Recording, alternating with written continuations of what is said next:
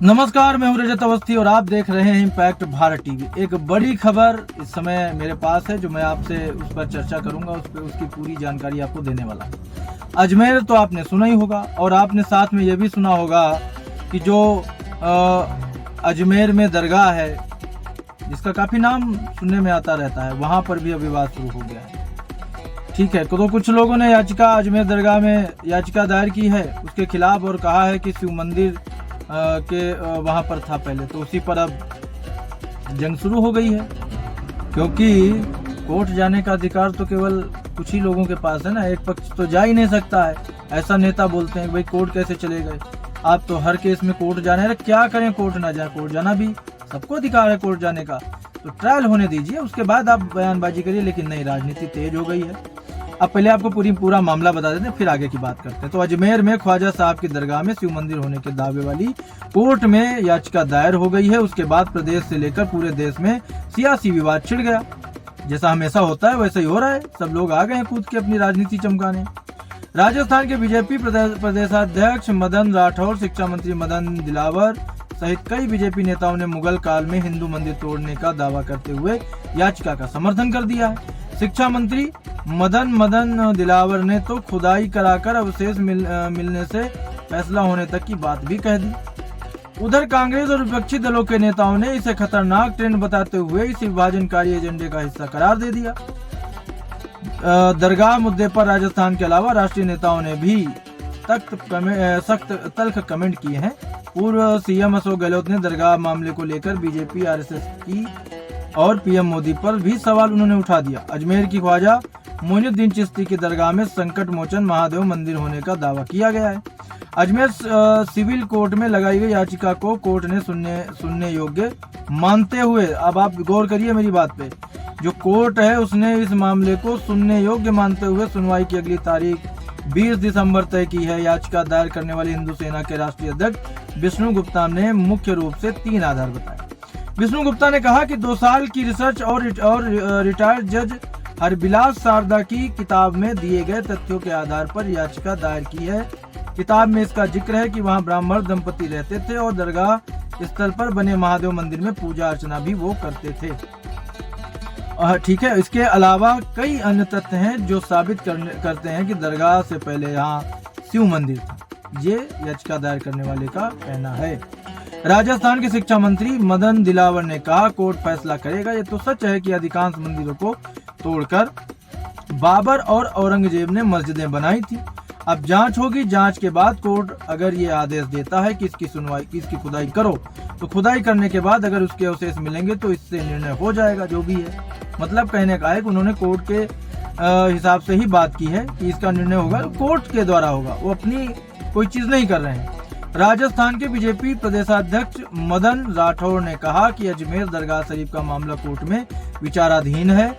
ऐसे में इस संबंध में किसी प्रकार की टिप्पणी करना उचित तो नहीं होगा। इतिहास गवाह है कि मुगलों ने भारत में आकर लूट मचाई, धार्मिक स्थलों को तोड़ा और हमारे धार्मिक स्थलों पर कब्जा तक कर लिया। ऐसे में इतिहास का अध्ययन सभी को करना चाहिए और उसके अनुसार खुद को आगे बढ़कर ऐसा निर्णय चाहिए जिससे भाईचारा बना रहे। देखो, एक चीज तो सबको मालूम है कि मुगलों ने इस देश पर अत्याचार किया, तमाम जगहों पर मंदिर तोड़े गए, अधिकांश जगहों पे मंदिर तोड़े गए और उनकी जगह में मस्जिदें बनाई गई। इस मामले में तियारा विधायक महंत बालक नाथ ने भी कहा, ये तो अटल सत्य है कि मुगल शासक आया और उन्होंने देश पर कब्जा किया, हमारे धर्म संस्कृति के लोगों पर अत्याचार किया, उन्हें प्रताड़ना झेलनी पड़ी, हमारी विरासत और हमारे धार्मिक स्थलों को तोड़ना शुरू कर दिया। मंदिर एक ऐसा स्थान है जिससे समाज जुड़ रहा है। मुगल शासकों ने सबसे पहले मंदिर को तोड़ने का या ध्वस्त करने का कार्य सबसे पहले किया। चाहे बाबर को देख लो, जो अपने धर्म के प्रति निष्ठावान है, जिसने मंदिर को तोड़कर ढांचे का निर्माण कराया। हजारों वर्षों से हमारे धर्म संस्कृति के लोग न्याय की गुहार कर रहे हैं। एक समुदाय विशेष ने लंबे समय तक देश पर राज किया है, उन्होंने कभी भी हमारी बातों को सुना ही नहीं, हमारे धर्म की रक्षा तक उन्होंने नहीं की है। उन्होंने कहा कि अजमेर की दरगाह हो या पृथ्वीराज चौहान का किला, देश को आजाद हुए आज 77 वर्ष से अधिक हो चुके हैं, अभी भी कुछ स्थल ऐसे हैं जो हमारे धार्मिक स्थान हैं, पूजनीय स्थान हैं, उन पर भी मुगल शासकों का कब्जा है। ये कब्जेदार हैं बल्कि ये उनके मालिक भी हैं। विधायक ने कहा, मैं मानता हूं कि अजमेर शरीफ दरगाह का जिस तरह से कोर्ट ने संज्ञान लिया है वो अच्छा है। पूर्व मंत्री राजेंद्र सिंह गुढ़ा ने कहा कि राज्य में कानून व्यवस्था फेल हो चुकी है, सरकार मंदिर मस्जिद विवाद में फंसी हुई है। अब अगर कोई पक्ष कोर्ट जाकर के अपनी बात रख रहा है, केस लड़ रहा है संवैधानिक तरीके से, तो वहां पर कानून व्यवस्था सबसे पहले फेल हो जाती है। इसके पहले इतनी बड़ी बड़ी घटनाएं राजस्थान में हो रही थी जब पिछली सरकार में, तब वहां कानून व्यवस्था फेल नहीं थी, तब ये लोग कहां पर थे। अब आपको थोड़ा और इसमें थोड़ा बता देते हैं कि विष्णु गुप्ता के जो दावे हैं वो क्या हैं। दरवाजों की बनावट और नक्काशी दरगाह में मौजूद बुलंद दरवाजे की बनावट हिंदू मंदिरों के दरवाजों की तरह है। नक्काशी को देखकर भी अंदाजा लगाया जा सकता है कि यहाँ पहले हिंदू मंदिर रहा होगा। दरगाह के ऊपरी स्ट्रक्चर देखेंगे तो यहाँ भी हिंदू मंदिरों के अवशेष जैसी चीजें दिखती हैं। गुंबदों को देखकर आसानी से अंदाजा लगाया जा सकता है कि किसी हिंदू मंदिर को तोड़कर यहाँ दरगाह का निर्माण कराया गया होगा। जहाँ जहाँ शिव मंदिर है वहाँ पानी और झरने जरूर होते हैं, यहाँ अजमेर दरगाह में भी ऐसा ही है। अब आप समझ लीजिए ये चीजें जो हो रही हैं। अच्छा, 1892 में शारदा ने अजमेर के न्यायिक विभाग के बतौर सब जज काम करना इस पर शुरू किया था। 1894 में अजमेर नगर पालिका के नगर आयुक्त बने।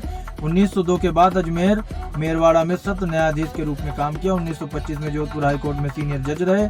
1925 में हरिबिलास शारदा ने बाल विवाह को रोकने के लिए असेंबली में बिल पेश किया था। 1929 में शारदा बिल के नाम से इसे प्रसिद्ध ये बिल पास हुआ। 1930 में पूरे देश में इसे लागू किया गया। जो ये हरबिलास शारदा हैं, इनकी हम बात कर रहे हैं, जिनकी किताब का हवाला दिया जा रहा है कि ऐसा है। अब हमारा एक क्वेश्चन आप सबसे ये होगा कि अब मैंने इस पर बहुत चीजें देखी, बहुत चैनलों पर डिबेट देखी।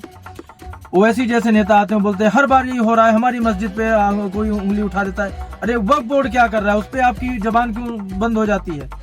किसी भी कॉलेज पर, किसी भी जगह पर, किसी भी प्रॉपर्टी पर बोलता है कि हमारा है, वो तो कुछ भी बोल रहा है, वहां वो संवैधानिक है। यहाँ अगर कोई कानूनी तरीके से अगर कोर्ट भी जाता है अपनी बात रखने तो वो गलत है। फिर आप उसका हवाला दोगे प्लेसेस ऑफ वर्शिप का, एक्ट ऑफ जो भी था, एक्ट था वो, तो ऐसे नहीं चलेगा। एक व्यक्ति अपनी याचिका दायर कर रहा है कोर्ट में, न्याय संगत बात कर रहा है कि वहां पर जांच हो जाए, अगर है तो है। आप बनारस जाइए, मैंने खुद देखा है। वैसे तो ये मामला कोर्ट में चल रहा है, मुझे इस पे कोई खास टिप्पणी नहीं करनी चाहिए, लेकिन मैंने जो एक आम भारत की जनता के हिसाब से अगर मैं बात करूं, मैंने जो देखा है, आप पश्चिमी दीवार की तरफ जाओ, वहां मूर्तियों की डिजाइन दिखती है, वहां पे जो दरवाजा है वो दिखता है, पूरी डिजाइन दिख रही है वो हिंदू मंदिर की है, उसके ऊपर गुम्बद रखा है, और वहां भी केस चल रहा है। तो कौन सा हिंदू व्यक्ति ऐसा है जो वहां पर जाकर के जबरदस्त कब्जा करने की कोशिश कर रहा है? सभी तो न्याय संगत बात कर रहे हैं, सभी तो कोर्ट के जरिए अपना फैसले का इंतजार कर रहे हैं। राम मंदिर में भी तो यही हुआ, राम अयोध्या में नहीं तो कहाँ पैदा हुए थे? कितना लोगों ने बोला, कांग्रेस ने तो सबूत मांग लिए थे राम के पैदा होने के। अयोध्या में नहीं, कहाँ पैदा हुए थे राम? कितना चला केस, 500 सालों के बाद मंदिर बना, मोदी जी की वजह से मंदिर बना, ये खुल के बोलता हूं मैं, बना। उस पर कितनी डिबेट हुई, कितनी गालियां खाई उस प्रधानमंत्री ने जिसने इतना बड़ा काम कर दिया इस देश के लिए। अरे राम मंदिर हमारी पहचान है, बाबरी मस्जिद थोड़ी है। धर्म के आधार पर बंटवारा देश का हो चुका है पहले। अब यहां भी वो चीजें अभी भी थोपी जाएंगी तो व्यक्ति क्या करेंगे? कोर्ट तो जाएंगे ना, कोर्ट तो जाने का अधिकार है उन्हें। कोई चैनल इस डिबेट में ये बातें क्यों नहीं रखता है? कुछ लोगों को बिठाया जाता है केवल अपनी टीआरपी बढ़ाने के लिए, वो उल्टी बात करते हैं, एंकर उसको खोद खोद के निकालते हैं। ये थोड़ी तरीका है। आप जाओ बनारस, आप देखो वहां पर जो मस्जिद है ज्ञानवापी, आप देखो वहां पे पीछे की तरफ जाओ, आप तहखाने में मंदिर है, जो भी तहखाना खुला है वहां पूजा चल रही है। योगी सरकार में हुआ ना, ये योगी जी के आदेश पे हुआ ना, उन्होंने करवा दिया ना।